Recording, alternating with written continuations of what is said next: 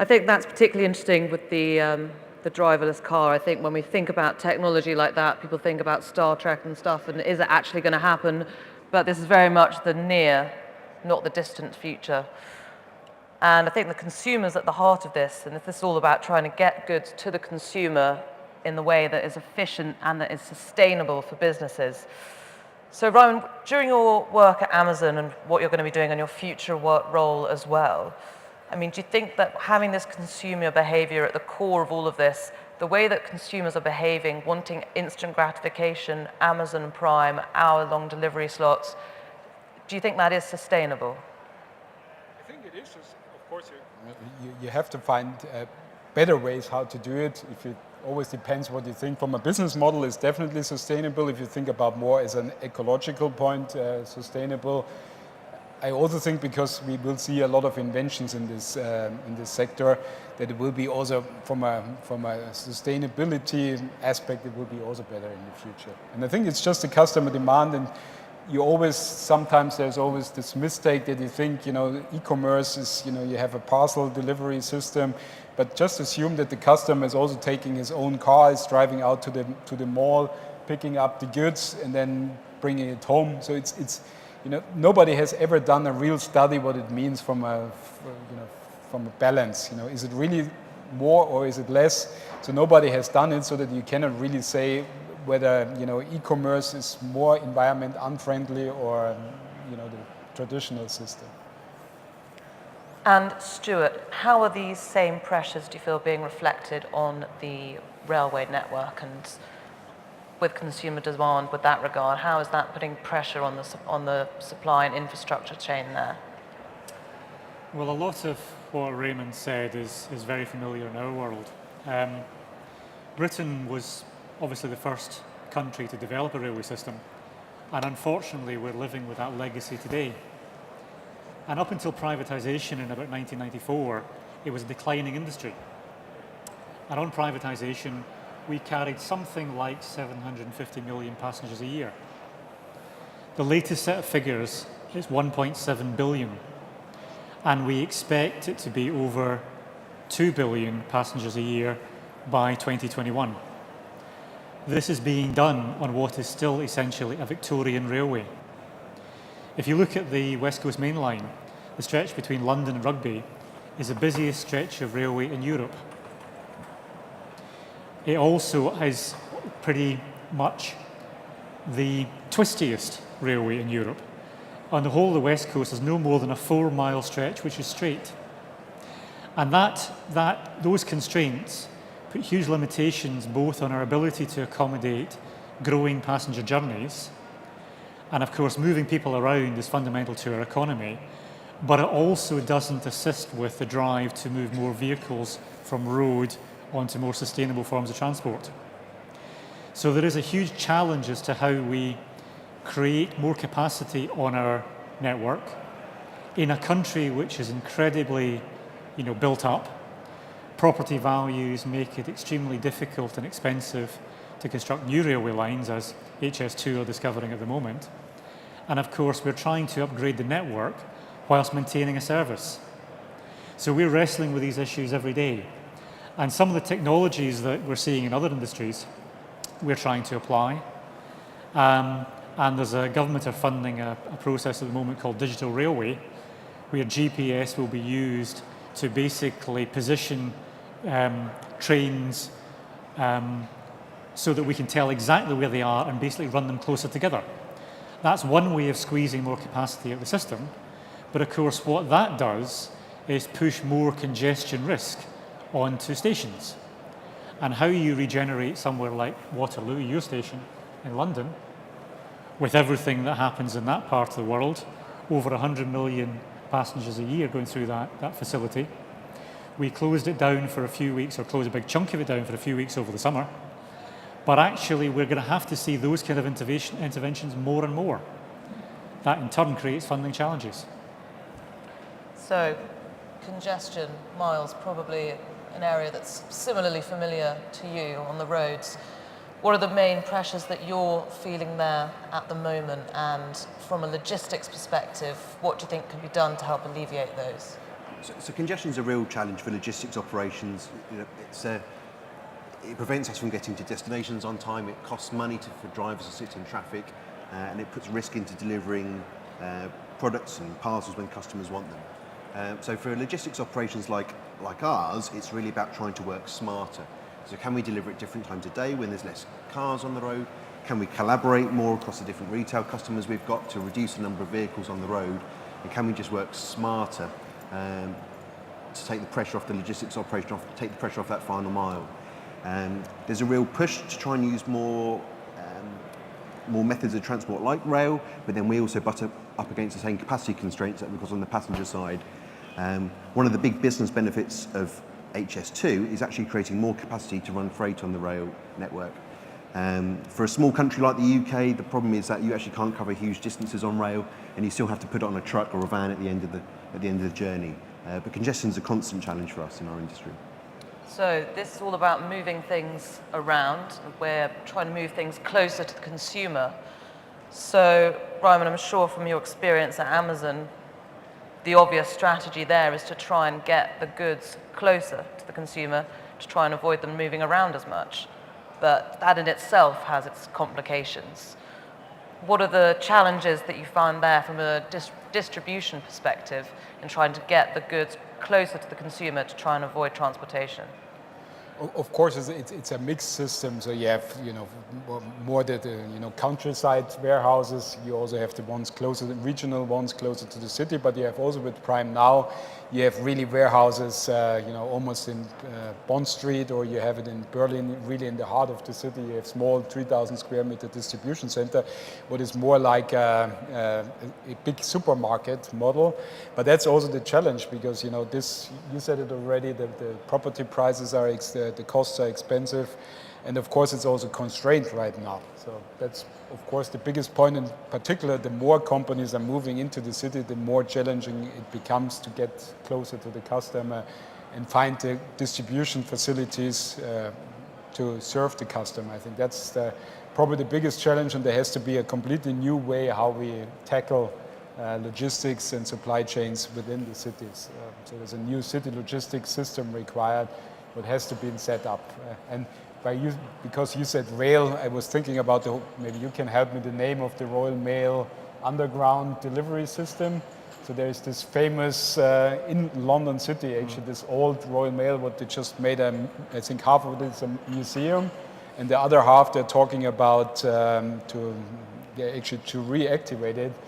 And that's also kind of a system, very interested in London already, 100 years ago, you had already a mail system underground to be better set up for the city.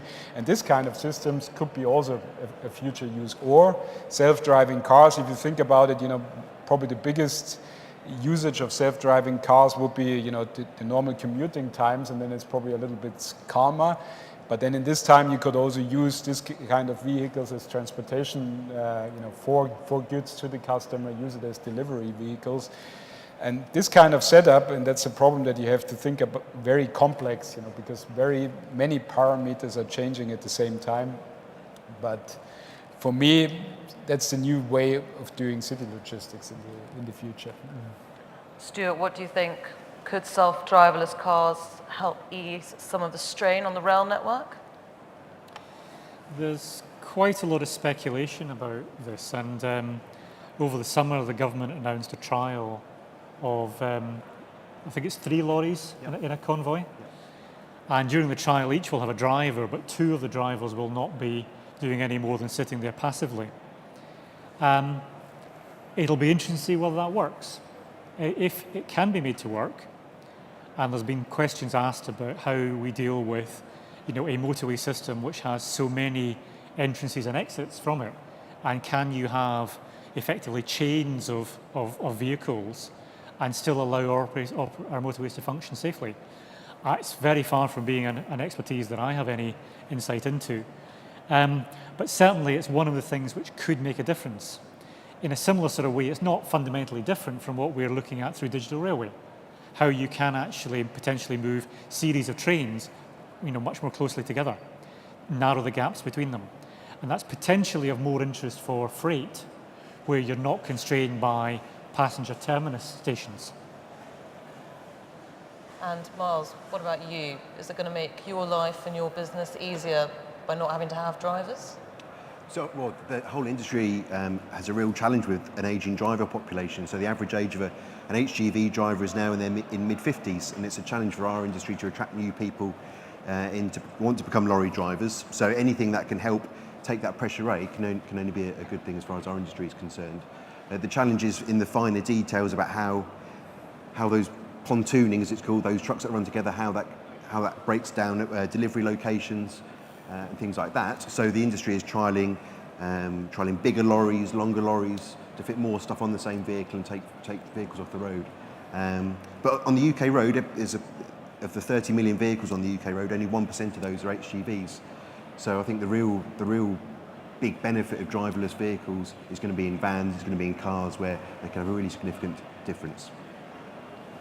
And I was speaking to a FTSE 100 industrial landlord recently that actually said that driverless cars are going to have the biggest impact on logistics real estate. But the main reason being that it won't be as necessary to have warehouses as close to city centres necessarily anymore. I mean, Rowan, is that something that you're going to be bearing in mind moving forwards with regards to real estate strategy within e-commerce? That's a difficult one because on one side I'm pretty sure that's going to happen, and with me many others are sure that this is going to happen, but you don't know for sure. So the strategy currently is a kind of a hybrid strategy that you have to be closer to the city, and nobody really knows how the traffic develops, with self-driving cars. It will be definitely less, because one thing is for sure, the car is actually the most expensive asset what is completely underutilized. So it's just 2% of the time the asset is used, the other time is parking somewhere. And the next thing is that most of the people just drive on their own. So if you watch the cars, most of the cars there's only one passenger, or is the driver not even a passenger. So if you change this, because you have this kind of Uber system, you will reduce the number of cars dramatically, and that means the traffic will be less, and that also means that your supply chain is more efficient. So if I would have to set it up today, I would keep it in mind already that there will be a different system in the future. But at the same time, you can be also closer to the city, because imagine what happens if this is really going to materialize.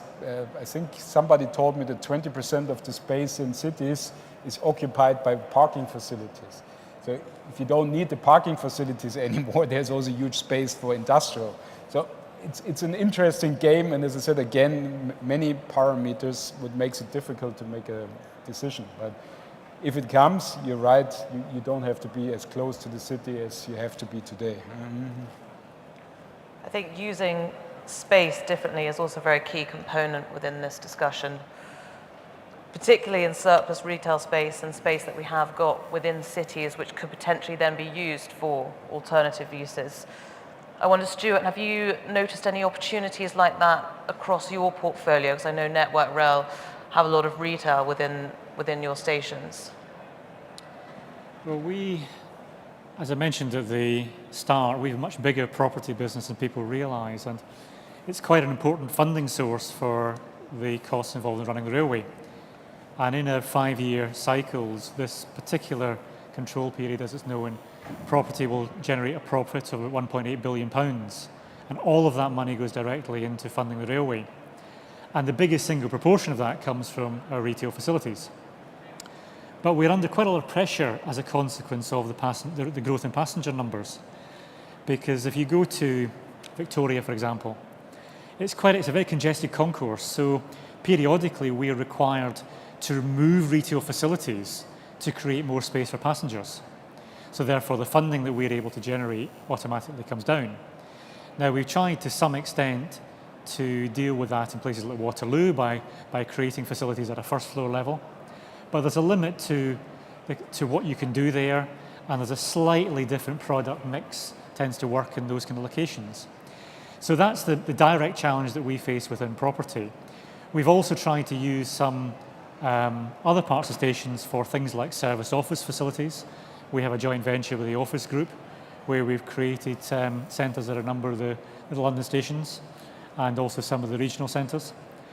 But I think more generally than that, I mean, outside of our own Network Rail world, We've already seen a move towards converting offices into residential, and there's been certain sort of delegations around the planning system. So that's caused quite a lot more housing units to be brought forward, which meets a government priority. But at the same time, it's caused some concern about the future availability of office accommodation in certain locations. So there are always trade-offs and balances to be struck with all of these decisions. Well, I think, bearing that in mind, turn an office into residential accommodation, not only does that mean more people in the city, but that's also a ton load of more postal addresses and more deliveries that are going to be trying to get into the city. So, as you say, I think challenges keep arising wherever solutions might come up. Probably the key to this, particularly within the infrastructure perspective, is investment. So, Stuart, do you think that the government is providing enough investment into solutions around these issues currently? Probably the first thing I would say is that Network Rail has been in existence for 13, 14 years. And we've been well funded for the whole of that period. I mean, in the current control period, which expires in March 2019, the government's investing something like £38 billion into the railway. But when we look ahead into the next control period, with all the competing pressures from the NHS, from schools, Grenfell more recently, I think it's difficult to have any confidence at all that that generous funding is going to be there in the future. And I think one of the consequences that that will lead to is that we're all going to have to think a bit more creatively about how we lever in additional funding. Now, we've already embarked upon that course of action. For the last 18 months, I've been very focused on selling one of our property businesses, which we expect to launch in the next 6 weeks or so, and we hope will generate something like £1.2 billion of capital receipts. And that will go towards funding some of the current rail projects. But clearly there's a limit to how often you can sell assets, because once they're sold, they're sold. I think we're going to have to see how we can find a way to try and capture some of the benefit that wider communities, wider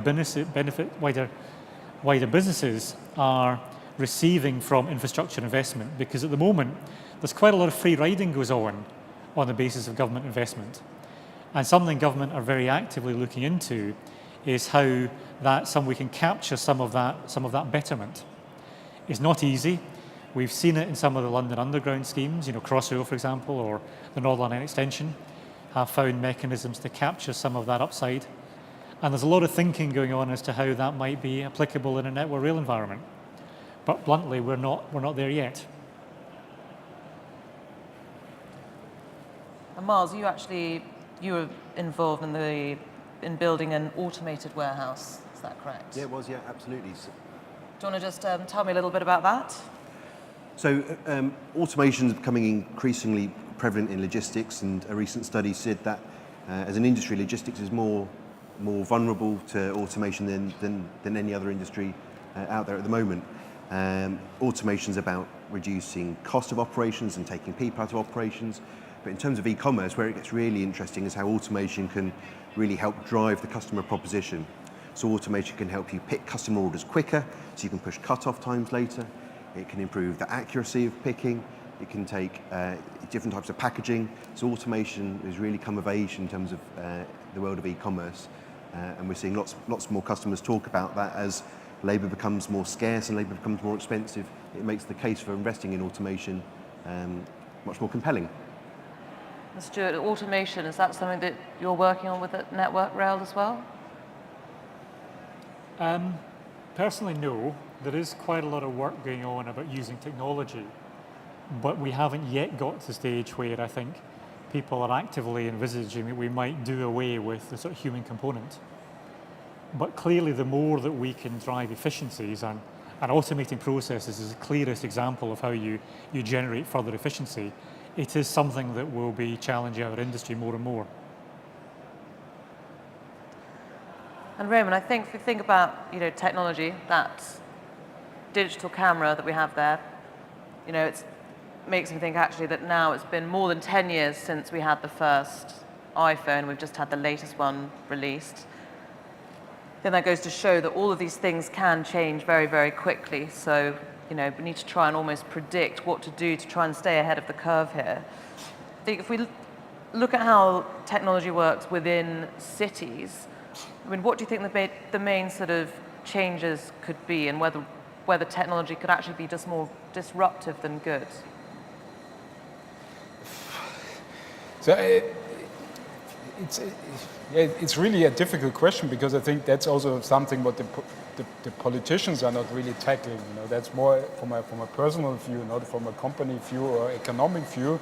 But of course, there will be a lot of challenges if you see, what it means automation. If you see how many truck drivers you have. Okay, you mentioned that you cannot attract truck drivers anymore, but you have taxi drivers. You have in the industry, you have a lot of people doing actually work, and even in white collars. If you talk about automation, you also have to talk about artificial intelligence. So that's even for medicine, for lawyers. So there's so many challenges that things could be done by computers in the future.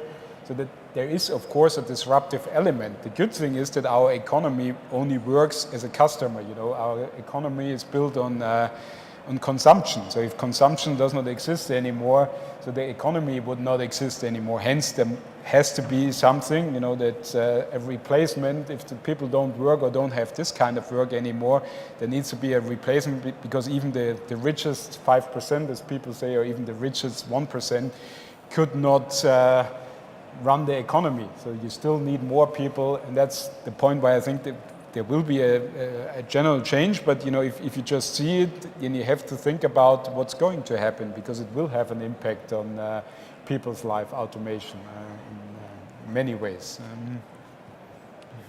Stuart, bearing automation in mind, from your experience and your work in Network Rail, have you got any ideas of how we can start thinking about the way that we build cities in the future in order to future-proof them for these technological advances? I think the problem that we all face is that, our crystal ball isn't that clear. None of us quite know the way these technologies are going to evolve. Raymond made the point a few minutes ago that we can have a best guess, we can make certain judgments of what the future might be, but the reality will be different. I think there's been a lot of talk for the whole of my working life about how we won't need offices any longer, that with communication methods we'll all be able to speak to one another remotely, we'll be able to engage on that basis, so it will reduce the amount of travelling, it will remove the requirement for office space. But actually, I think one of the things we've come to realise is that personal engagement is really important to people, that actually dealing with people on a face-to-face basis matters. It's one of the ways that you build trust and confidence. So there certainly is a service economy that can be built through technology, and I think that we're already seeing signs that people are moving more towards buying services rather than necessarily owning. I'm of an age where I still buy CDs, but I talk to my nieces and nephews who are horrified at the very idea. And I think that trying to predict what the future will be, and therefore making spending decisions about how you future-proof against that, is a great thing to talk about. But when you're the person that has to make the decision to say, we're going to invest in this particular thing to future-proof for the future, that's a tough decision to make. And I'm glad I'm not the one that would have to do it. But just one thing, if I may step in, because that's a good thing. If you really talk about city, or what made cities so successful, is actually that everyone is close. And one of the biggest challenges of cities currently is traffic. So if you solve the traffic problem, the cities become much more attractive again. And this kind of collaboration on a small room. So I also agree. I don't think that office will go away, and also retail. I'm 100% sure that normal brick and mortar retail is not going away.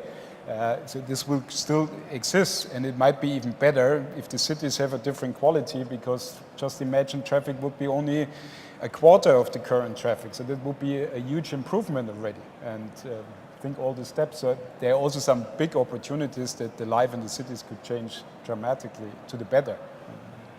And I think lots of the things that we've mentioned today with regards to infrastructure, transport, particularly with regards to retail and deliveries, traffic is one of the main components here, not just on the roads, but on the rail network as well. So I think, thinking of other ideas of how to get goods to people, Amazon's come up with some pretty interesting ones. They've got the underwater warehouses. They did a patent for a mobile warehouse, drones delivering, warehouses in the sky. I'd like to just go through the panel for all of these. Driverless cars, they're perhaps more tangible in the future, but how sort of prepared should we be for, other sort of more off-the-wall recommendations like that? The point is, I think we are not prepared at all. So from a as a customer or as people, because we don't have this, this clear crystal ball that you exactly know what's going to happen. But whenever a new technology comes around the corner, people are adapting to it. So I think there are the challenges, and of course we're ready. Drones again. Everyone when the first. Honestly, and it's an interesting story also when Jeff Bezos had this interview 3 years ago. Even I think I'm not sharing a top confidential topic here, but even in the headquarters in Luxembourg, we were sitting there and say, "Oh, Jeff is really clever. He comes up during the Black Friday, and he has this drone topic. That's truly science fiction." But however, we have not realized how advanced his thinking is, because we all had in mind this drone you have at the Parrot at this time, you can do on the iPad, what was really a small thing. But if you look into the drone Amazon has now, it's a kind of a self-flying drone. It's just seeing the traffic and everything. And maybe in the future, it's electric. You can charge it with batteries, and maybe in the future you have a corridor of drones flying in. And that's the point why I think we will be always surprised, because we cannot even imagine what is next. But there will be a next step, and as soon as the next step, iPhone. Who would have imagined that you have, the internet in the palm of your hand? I was just thinking today, I had a very terrible internet connection, just 3G. How happy have you been 5 years ago to have a 3G connection? Today you see it's not it's not 4G or it's not LTE.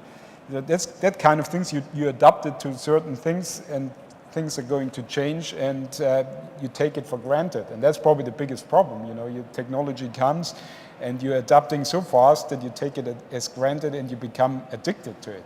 That's probably one of the biggest topics. So it's something you have not missed before, you miss suddenly if it's not around you. Miles, what about you? Do you think you can see your work evolving to adapt to the likes of drones and flying warehouses in the future? Well, flying warehouses maybe not, but technology is changing our industry at a rapid pace.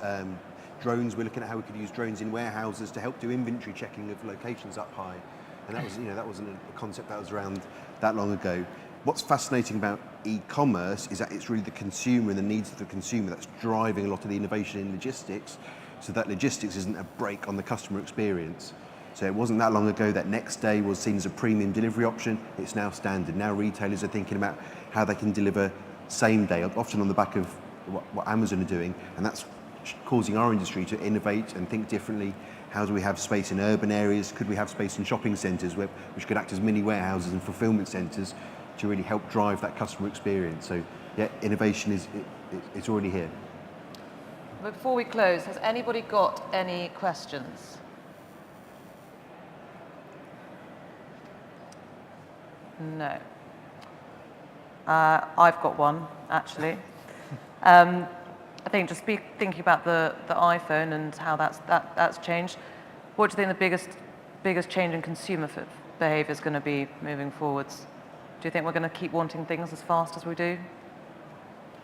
Yes, but I do think there'll be a move more towards buying things as a service rather than owning. You're already seeing that with things like music, Spotify. Amazon have got various services where rather than buying a book for your Kindle, you effectively can have access to it, and once you've used that, once you've read that book, it disappears off your system. So I think we're going to see that trend continuing. Raymond? Yeah, I guess it's the same. I think the trend will continue that customer wants to have it fast. As Jeff Bezos always used to say, there's 3 things which will not change.